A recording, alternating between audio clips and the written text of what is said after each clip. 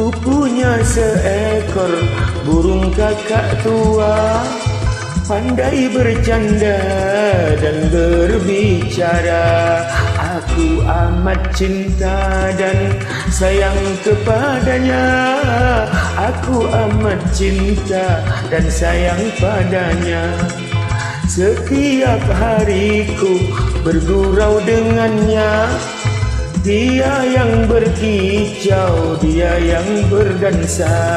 Adik-adikku pun tak mau ketinggalan, turut menari sambil bertepuk tangan.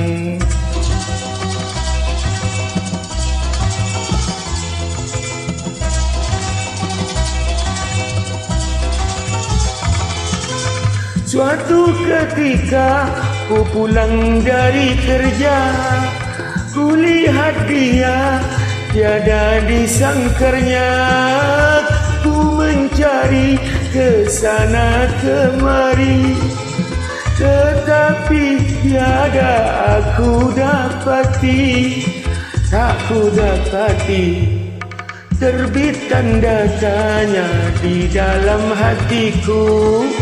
Kemana pergi burung kesayanganku? Mungkinkah ia sudah dicuri orang, atau terbang mencari kebebasan?